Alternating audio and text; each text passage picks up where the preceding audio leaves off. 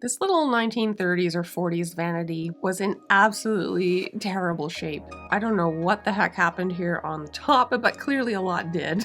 The top and drawer faces are a walnut veneer and the sides are, I'm guessing, a birch veneer. The pulls on these are original, they're Bakelite and brass, but unfortunately I didn't have all of them. There were actually 2 missing from this piece. The mirror is missing, there's no bench. We've got a pretty significant mildew situation, especially on the interior, so be grateful that there is no smell-o-vision.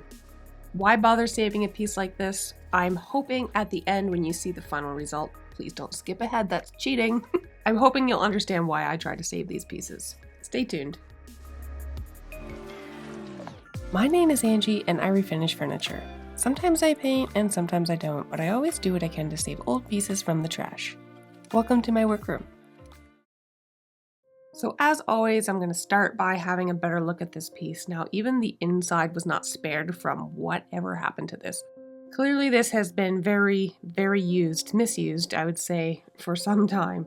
I was super happy to open one of the drawers and find 1 more pull, but that still only gave me 3 and I need 5. So I had to come up with a workaround for that. I usually like to reuse vintage hardware where I'm able to, and I think these are going to clean up really nicely. Now I could not get either cupboard door open without reaching inside and manually pushing it out. There could be numerous reasons for that. One, the humidity here is absolutely terrible, which obviously wouldn't be helping with this mildew and mold issue. But I think that the latches on the inside are just a little bit too tight.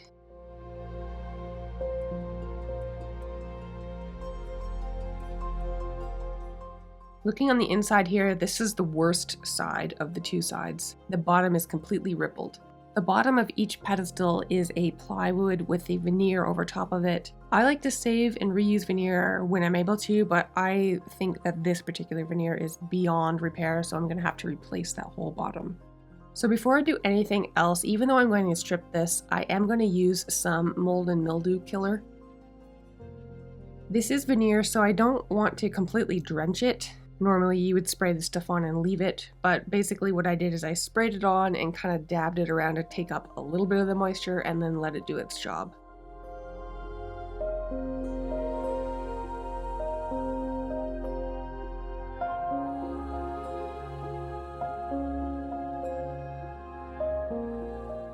Then I was able to go in and try to clean it off.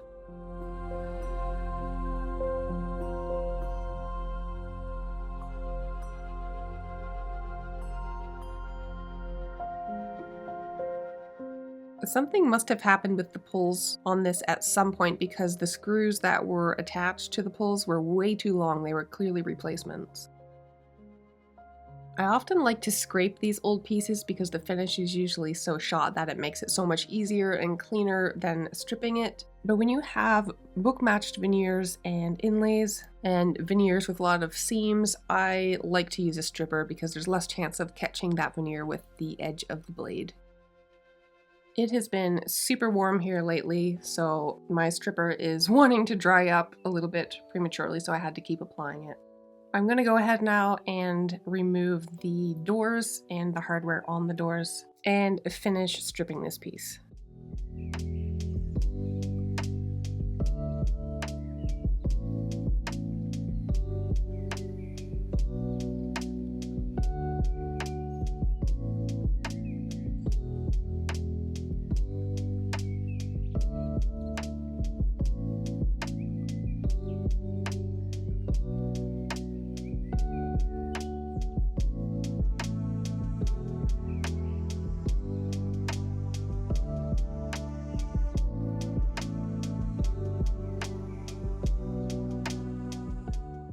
This is an old shellac finish that was tinted.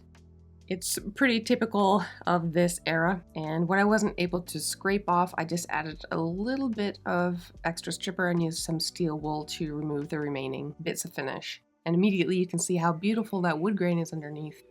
Now to restore this to original, I would have had to use another tinted shellac. I'm not a huge fan of shellac. I'll use it in certain situations, but it's not all that durable a finish. It's absolutely beautiful. It has a warm glow. If you've ever seen or heard of French polishing, it's absolutely a beautiful finish, especially on more low traffic pieces of furniture like occasional tables.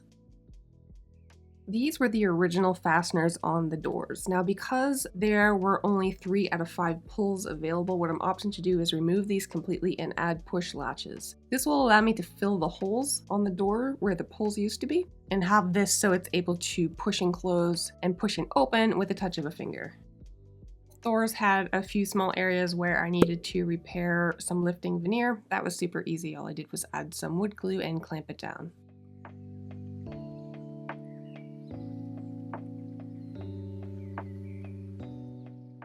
I don't know what it is about stripping off old finish that is so rewarding and almost cathartic for me, but I absolutely love it. Maybe it's just the promise of something better to come.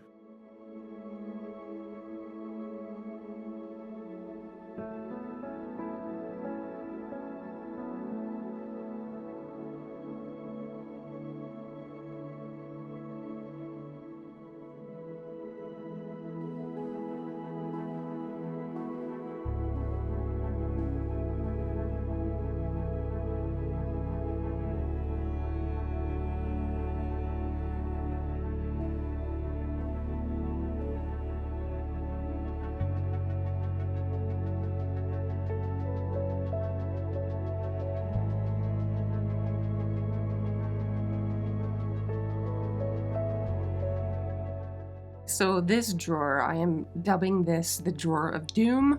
I don't know what took place in this drawer, but it is a disaster. I already know that I'm going to be trying to sand as much of this off as possible, but I'm actually using some stripper inside the drawer because I just want to see if I can get it any better before I try to sand some of this off. And a bit did come up. I'm glad I did it, but as you can see, there's not a huge improvement there.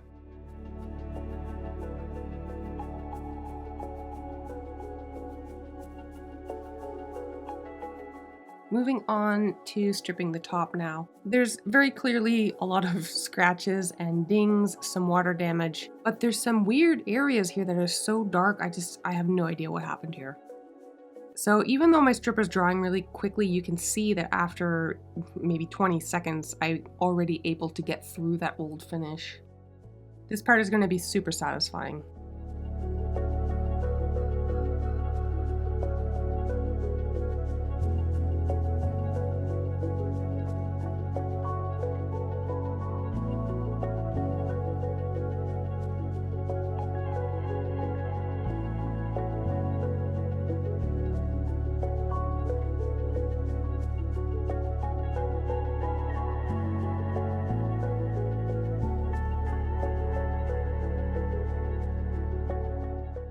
A lot of that dark crud came off with the stripper, but there are a few areas here where there's still some pretty significant water damage. This top is quarter sawn, so you've got these big dark stripes which are natural, but this water damage is not, so that has to go. While that is drying from the stripper, I flipped this over and I'm cleaning up the underside.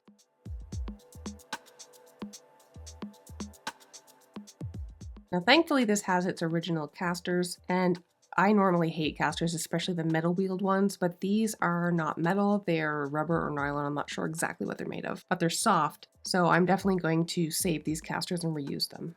They're pretty rusted though, I'm going to deal with that in a bit.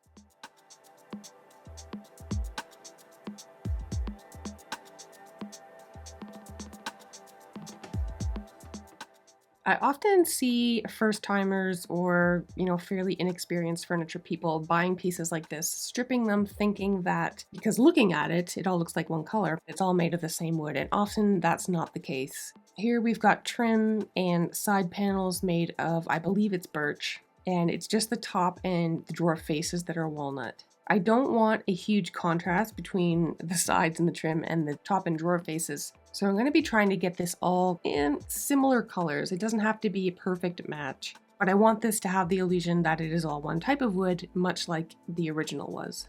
I'm just sanding by hand here to show you that you don't need fancy sanders to do this work. You're going to see me use my fancy sander in this just to save time. But you can absolutely hand sand these if you remove the finish first with either a stripper or a scraper.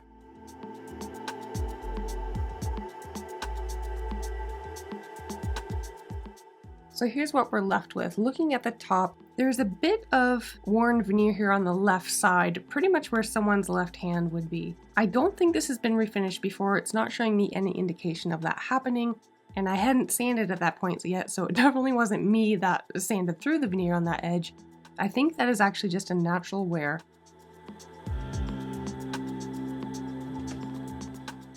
So I have quite a few steps here with this top before I'm ready to seal it. The first thing I'm doing is sanding, and this is 150 grit sandpaper. And you can see I'm not trying to go in and get every scratch out. I will do just the bare minimum with this first grit, and then I'll go in with my subsequent grits of 180 and 220, and most of those scratches will come out with that. The danger in trying to get every scratch out with your first grit is that by the time you get to your higher grits, as you get closer to either staining or sealing, specifically on veneer, you've already gone too far into the veneer, and that's when you get blowouts, so definitely want to avoid that.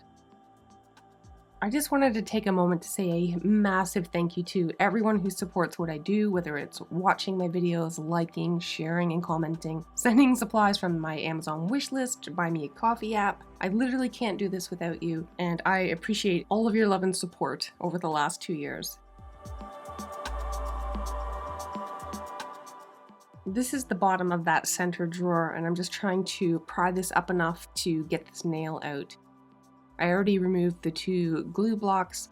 Thankfully, the other 2 drawers weren't as in bad condition, so I was able to just sand those with the bottom in place, but this one absolutely had to come out. It was just absolutely wrecked, and I needed access to the entire thing.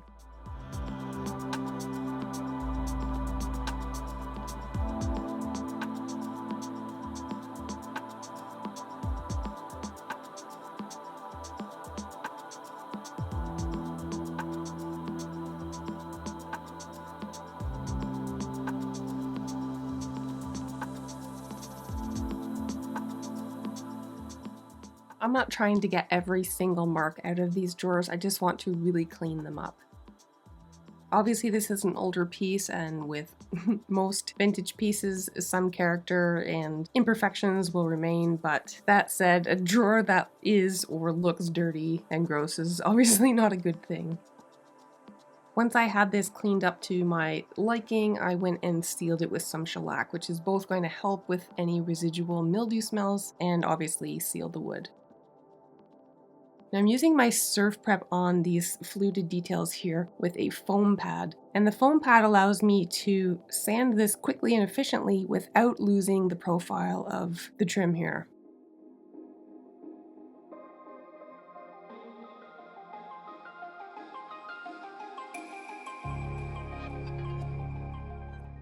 Again, this could definitely be done by hand, but these pieces take me so long when I'm filming that I need to be able to save as much time as possible. So that's why I'm using my surf prep. And if it's something that you've been considering, you can actually check out the link below and save yourself 10% off your order by using my code.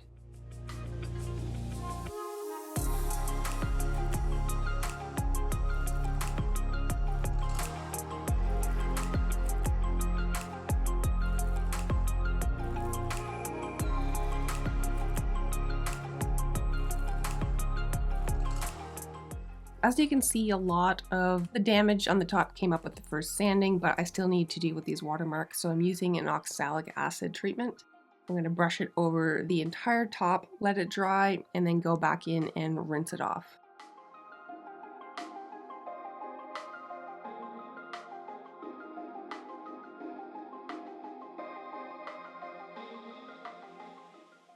This is what it looks like after it dried. It's definitely a lot less. There's still a bit more than I like, but I'm going to add the water now to rinse off and neutralize the oxalic acid and then reassess.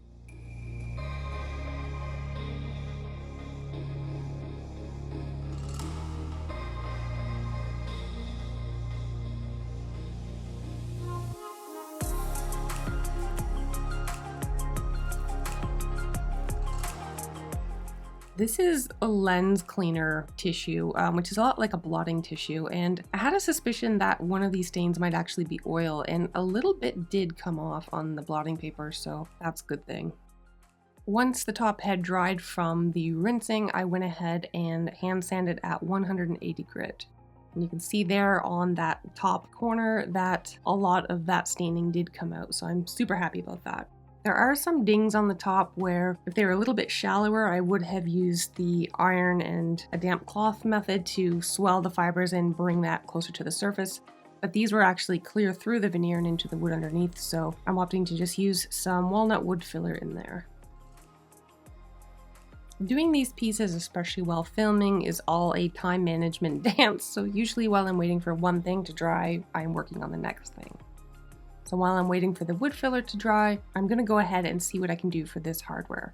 And for the Bakelite section, I'm just going to use a gentle cleaner to remove the dirt. And for the brass, I used a little bit of cleaner first, but then I'm going to use some metal polish to see if I can't get those looking spick and span.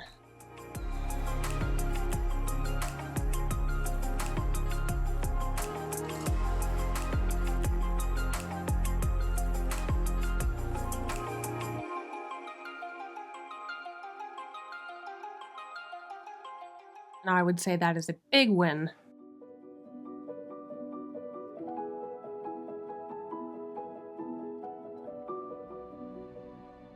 Time to tackle the rust on the hinges, the screws, and those casters. Now this is a very safe product that I'm using to dissolve the rust, and I can actually put the casters with the rubber wheels right inside it. I'm gonna let this sit overnight and see how we're looking in the morning.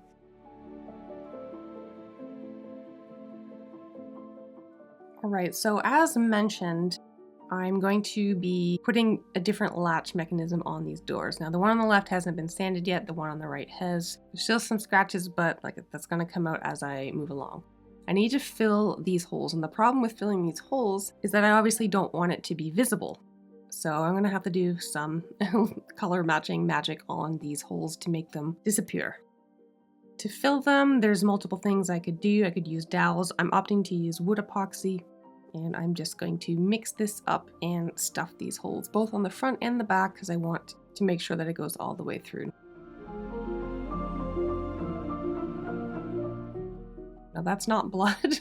My glove was a little bit wet, but that is a great example of what the natural color of the walnut is. Oftentimes people will sand their walnut down and think, oh my goodness, I love the color of this walnut, and then as soon as they put a clear coat on it, it turns either super dark red or dark brown, and they're floored. But that's just the natural color. The back of these doors is the same birch veneer that is on the side panels of this piece.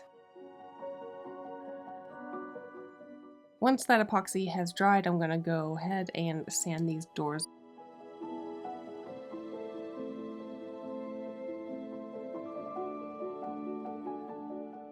So it's the next morning now. It's time to look inside the rust bucket, and as you can see, there's no more rust. Tarnish, yes, but that's to be expected with the age. I'm just going to give these guys a little scrub and a rinse, and I'm super happy with how these came out. I'm actually going to do a little tweak of these in a bit, but yes, the rust is gone.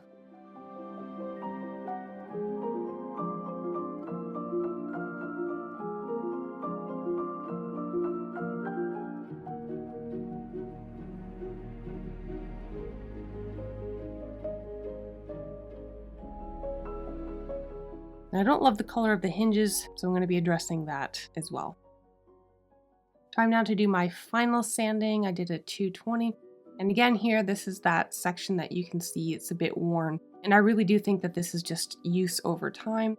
This probably belonged to someone left-handed. So I was a little bit late getting this video out to you guys, but I promise I have a really good reason. We have a new member of the fur family.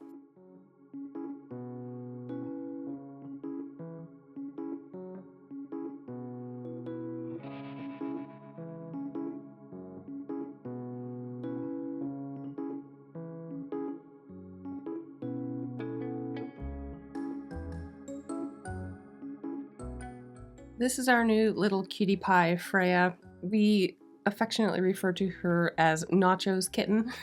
He is the youngest cat in the house. The other two don't bother with him as much. So we thought it was important for him to have someone to grow up with. So they're about a year apart, but he pretty much immediately loved her, and the two are besties.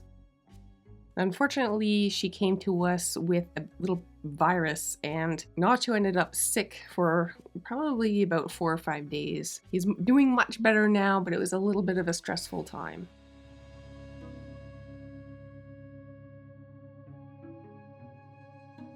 You guys all know that I refer to Nacho as my little businessman. Well, Freya is the intern, and she's sleeping on the job a lot right now, but I have high hopes for her, and Nacho absolutely adores her, so I just wanted to share that with you guys.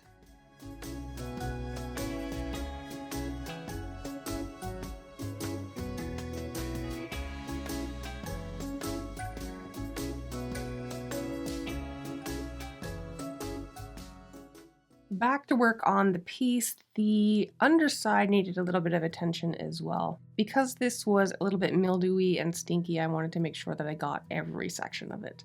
Now I'm opting to use a water-based stain. This is a Saman stain in the color Antique Walnut. As you can see, it's very opaque, but what I'm going to do is apply it and then use a damp shop towel to wipe back as much as I want.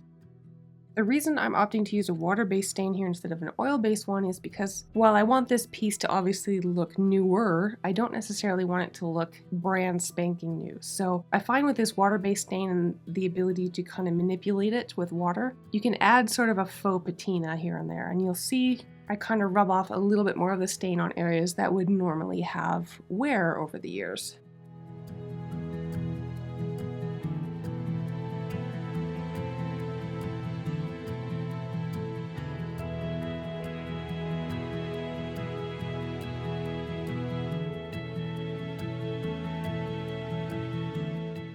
It's a bit of a dance with this kind of stain, and I really hated water-based stain the first several times I tried it, but I'm starting to kind of get a feel for what it can do.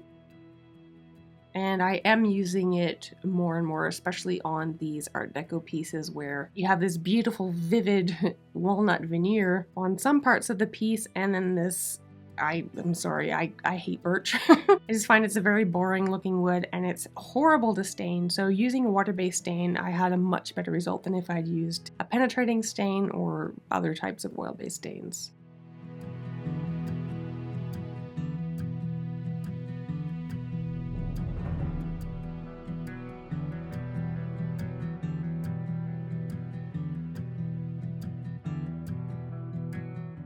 Now, water-based stain has a tendency to look chalky until you seal it. Here I'm using some Mohawk vinyl sealer, and you're going to notice when I do the top, the actual color of the walnut comes out, and you'll see it's very yellow and green leaning.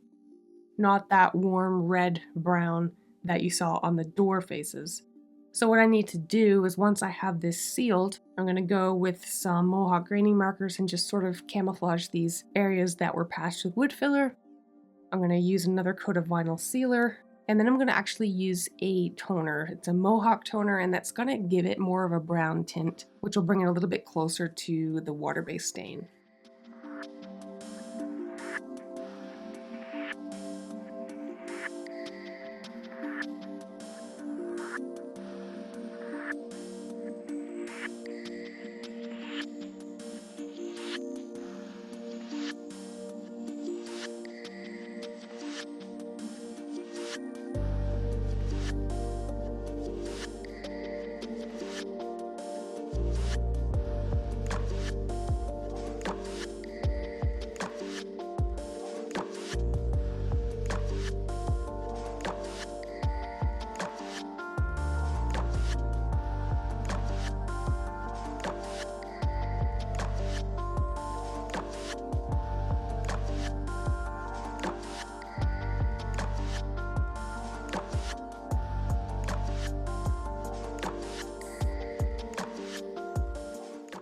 I also sealed the back with some shellac. As far as the drawers go, I'm using that same water-based stain on the birch sides and then going in with Mohawk vinyl sealer. Very minimal toner because these drawer faces are already a little more brown than the top was. But a little bit of toner, especially on the back side. I used a fair bit of toner on the birch part. And then everything's going to be sealed with a Mohawk pre-catalyzed lacquer. That's the process, but about halfway through that on the front, I need to do some color work to completely camouflage those old hardware holes.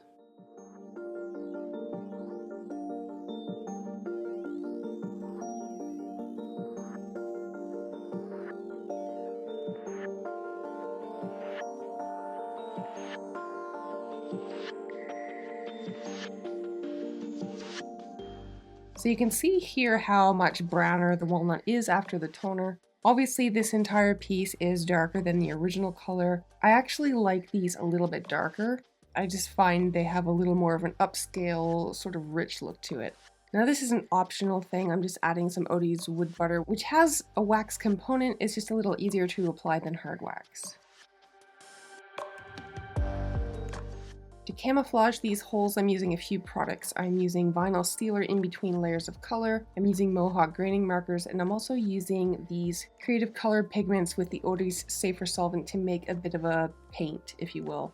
Each layer of color that I do, I want to seal with vinyl sealer, and this is going to look a lot worse before it gets better.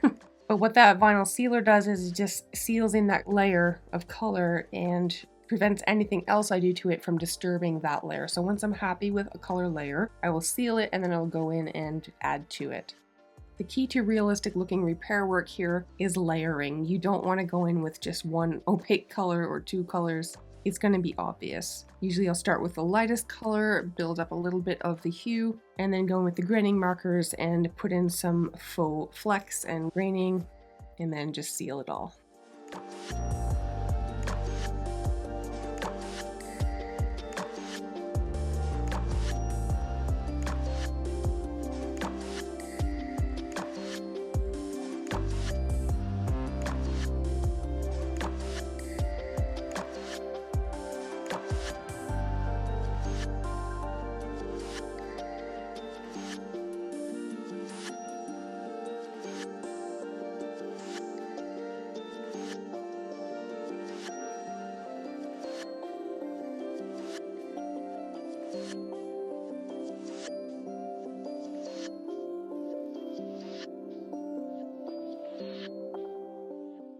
Alright, so we've got the shell of the cabinet done and the drawers. Time to re-add this beautiful hardware. And I opted to put machine screws that were actually the right size for the hardware. I'm not sure why they had screws that were half an inch too long in there, but that's all good now. So to open and close the doors now that the hardware is gone, I need some sort of mechanism, and I'm using these push latches. So there's a magnetic plate that goes on the door. The latch goes on the inside of the cabinet, and all that happens is you just push with a finger and it will open and close.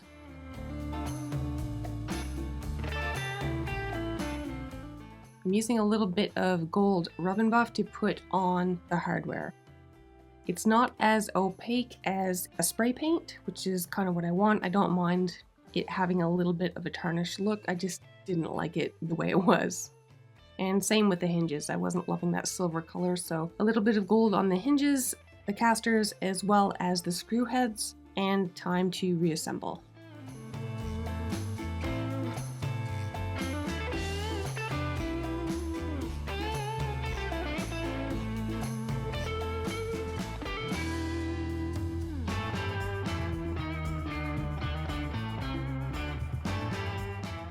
Now the question you've all been wanting to ask me is why I didn't deal with the insides before I went ahead and refinished the entire outside. And the truth is, I wasn't sure how far I was going to get with the outside because it was in pretty bad shape. But the outside turned out fantastic, so now I can go ahead and do what I can to save the inside. And this is actually going to be pretty easy. All I have to do is remove the bottom section, replace that gross warped veneer and plywood, seal it, and put it back. I got a little bit lucky with this first block here. It popped right off, but the rest I needed to coax a little bit with my heat gun, and that is a benefit of using a hide glue on these pieces. It is reversible, so in certain joinery, that's what I prefer to use instead of regular wood glue.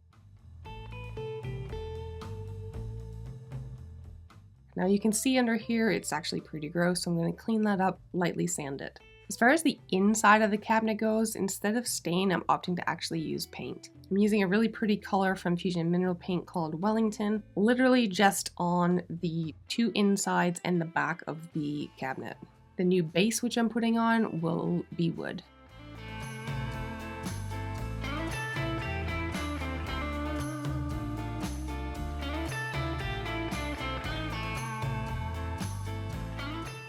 So in this case, the paint is going to seal that inside and give it a nice little pop of color as well. There's a lot of brown going on, so I thought this color would look really nice with it.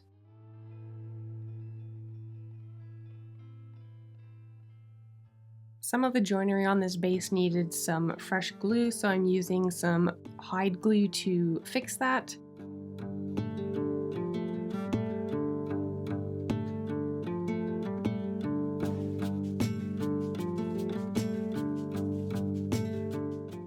Hide glue, as you can see, is extremely thick and it needs to be warmed up, so I'm going to put this in a hot bath for a few minutes.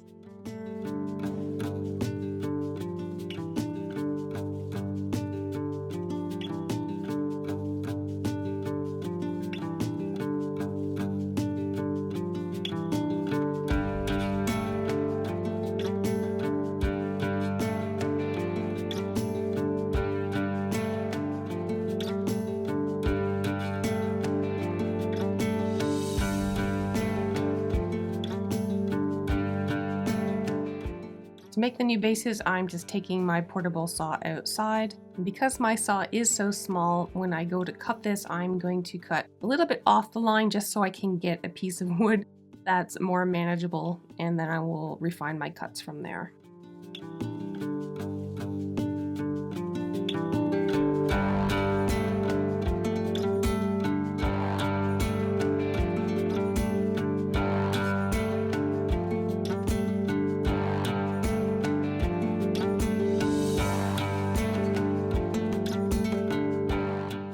Here are my two new plywood bases. Initially my plan was to use that same water-based stain because this is a birch plywood, but as I got working on it, I opted to do something a little bit different.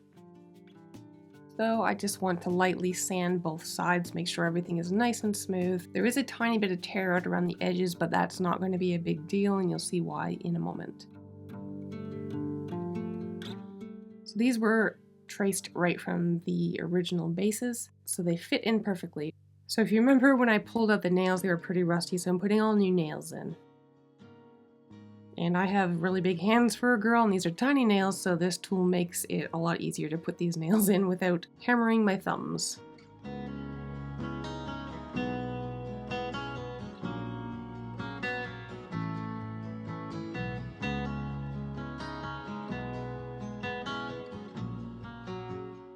So the two dowels that come out from the bottom of the cabinet that help straighten and secure the base, the hole is partially covered by this new piece of plywood, so I need to re-drill that to make sure that I can put this back on.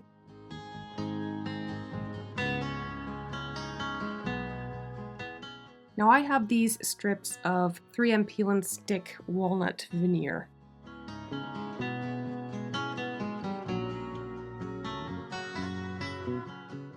They're not quite wide enough to cover the entire piece of plywood, but that's not going to be an issue here because if you look at the original one, you can see there's about a ½ an inch coverage from where the cabinet sides sit on the base. So any gaps on either side, and it's a little under a ½ of an inch, that will be covered.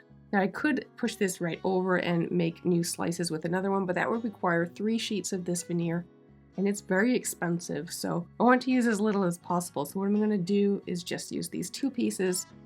There'll be a slight gap on each side that will be covered when I put the cabinet on top of the bases. And when you look inside and down at the base, you're not going to see that gap. All you're going to see is this really pretty walnut veneer. So I just need to make sure the dowel holes are out of the way, and then I'm going to put this down.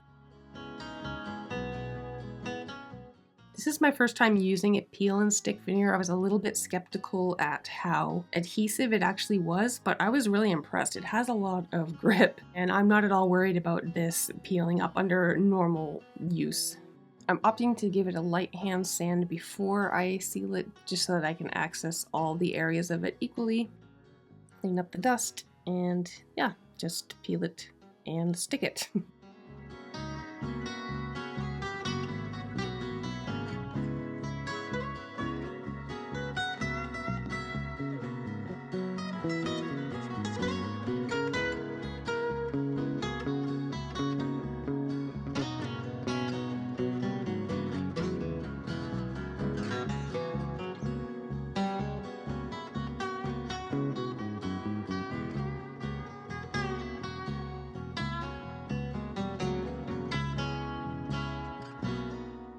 I am in the home stretch now. Even though this area is not going to be seen, I'm still opting to put a little bit of stain on it. Then I'm going to go ahead and do vinyl sealer, toner, and lacquer on these new bases, and then reattach them.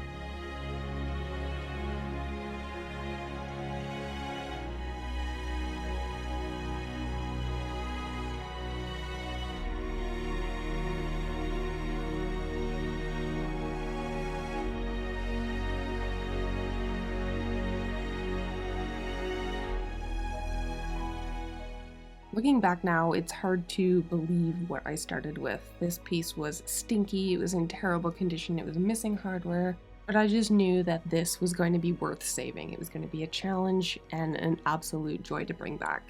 Let me know what you think, if you like the fact that I went a little bit darker, or if you would have preferred it lighter like the original. I personally think it looks fantastic dark, and I can't wait to show you. Enjoy the reveal, and I will see you next time.